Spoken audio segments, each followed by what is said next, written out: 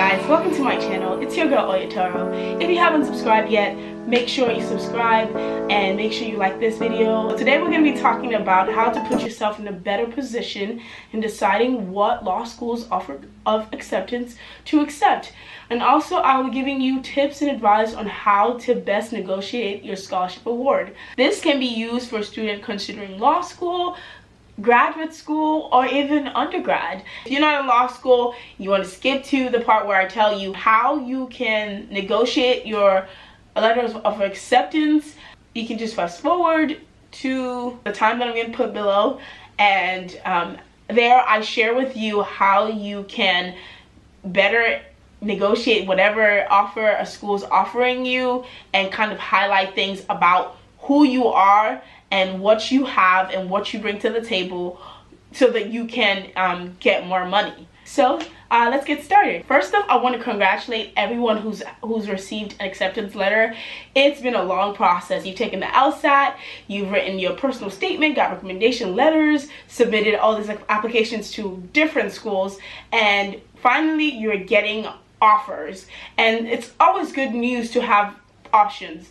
And so sometimes when you do have options, there's this dilemma as to what law school should I go to.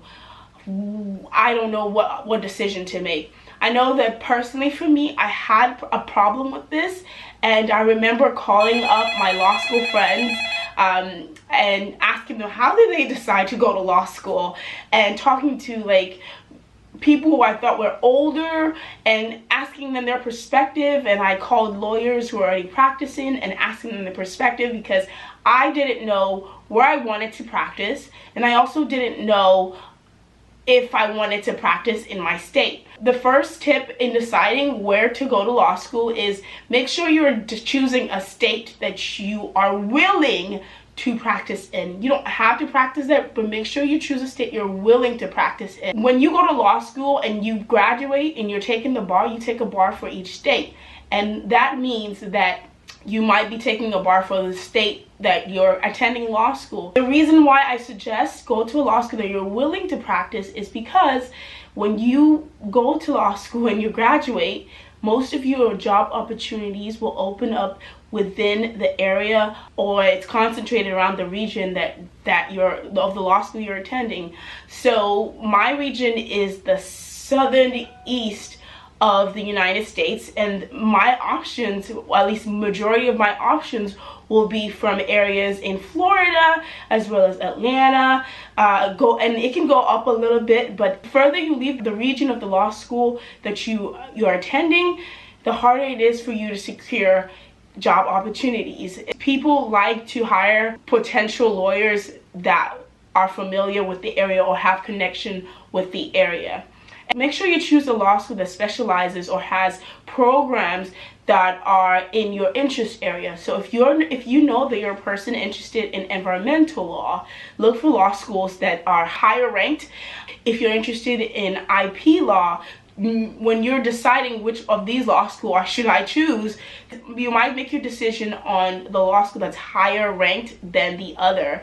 And this applies to all other specialties. So if your school is good at tax law, if your school is good at family law, you should consider that in making your decision. While you may not know the area of law you would like to practice in, having an interest already helps you kind of navigate how you want your law school experience to be like, and puts you in a better position for the jobs that you could see yourself potentially in. So for me, I know that I'm interested in business law, but I'm not sure as to what area of law that I'm interested in.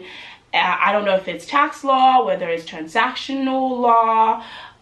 I'm not really sure, but I know that that's my area of interest. And in making my decision, I went with a school that I know is highly ranked in tax law, because I'm interested in tax law and I'm interested in that area of the business side of law. There are a lot of people who go to law school without knowing what they want to specialize in. That's perfectly normal. So don't feel like you have to know what area of law you want you want to practice. It's just like a helping tool. And the final tip is you want to make sure that when you're going to law school, you're financially stable. So definitely money, money, money. You always want to follow the money in making your decision to want to go to a law school that costs a lot of money, and you come out of law school and you're in debt, and you are trying to make sure that you're able to pay back your debt. So when you're going to law school, also think about that going to law school is financially burdensome, and so you have to go with the money, follow the money. Now, depending on what school you go to, I would say you can weigh your option on taking debt over ranking. I basically recommend a weighing tool as far as deciding how you want to follow the money. Sometimes you might have to go with the lesser ranked school because they're giving you more money, and sometimes depending on what school you're going to, you might want to do the opposite. Now, if you're going to an Ivy League school, yeah, it's your prerogative, but I would consider probably taking the student loans.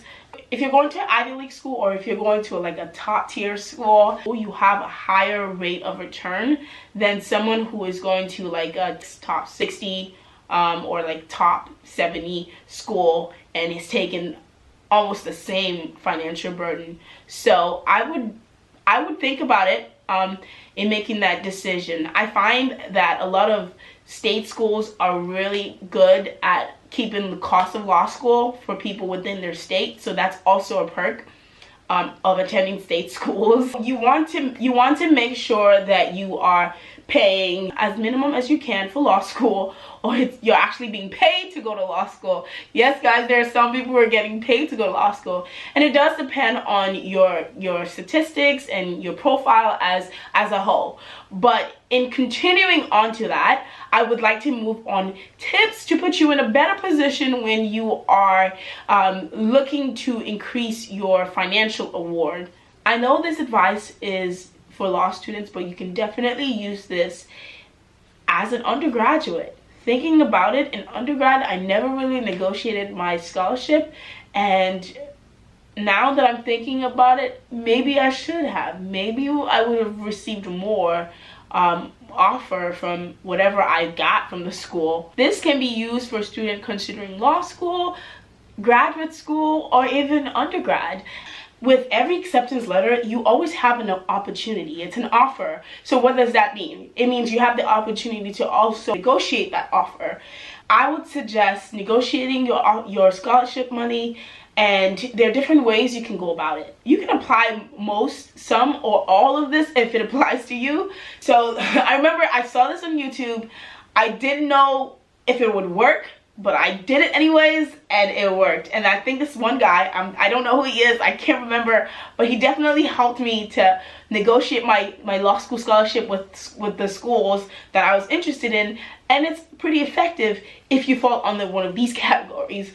So the first thing is you took the LSAT before and you didn't do so well to get as much scholarship as you would like, and you took it again and you did better. You can negotiate your scholarship based on your current LSAT score if you've already gotten accepted. So just write a letter to the school telling them you appreciate the fact that they accepted you and you are excited to accept their offer, but you can't accept it without considering your financial obligations. You were writing to see if they can consider increasing your scholarship. You can highlight the fact that your LSAT score when you applied has gone up since you last applied. Another way is doing your research. So there's this website called the NAP Directory. NAP Directory has a database of all the legal firms in the nation and law schools, and it breaks down and gives you the stats on the different types of on-campus interviews that happen at law schools and on average. And so what you can also use as a bargaining tool is kind of compare, like, so this school has an on-campus interview that's pretty higher than this other school that I'm considering, And I'm looking at the student body. That's the competition, even though it's not really, but it's also a level of competition. So you can highlight that, okay, your campus has a higher student body and not enough on-campus interview compared to another school. I found that to be very effective way of getting considered for an increase in scholarship, because you have multiple offers. As someone who took a gap year and was working, you can also use your work experience as an effective tool to get your scholarship award reconsidered. I worked for a year, and I know that within that year I was making enough money that going to law school will definitely stop that, since most law students don't work their first year in law school. And so in considering that, I made it a point to highlight the fact that I was comfortable making a certain amount of money, and going to law school means that my standard of living is changing. That's if you are okay. And I made a point to point out that my standard of living will be changing because I'm moving from a school that is that the cost of living is not as high to a school that it is. And I also mentioned the fact that my paycheck will be changing because I'm going to be reliant on student loans. So you can use those persuasive, real occurrence in your life to convince the schools to reconsider their scholarship offer.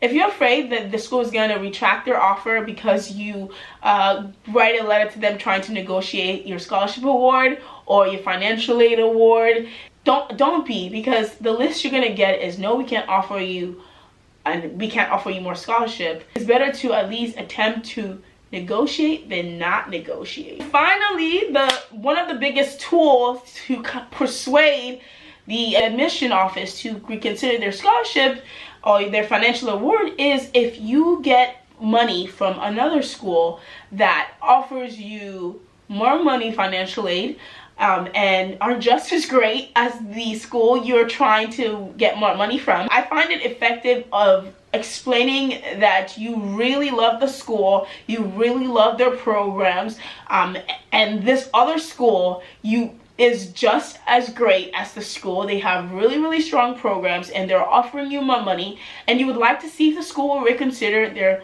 financial offer and increase it so that it can make your decision easier for you. I would suggest applying broadly, negotiating broadly where you think you have a vantage point. At the end of the day, you have to make that decision with all the schools, so why not send it to all of them? So you don't want to just send out a negotiation offer of a financial award when you don't deserve it. That's why it's so important to update schools if something else has come up in your life. So if there's something other than what I've listed that you think can be a persuasive tool to having your financial award reconsidered, then you can also do that. Those are the major things you can highlight in a letter to reconsider.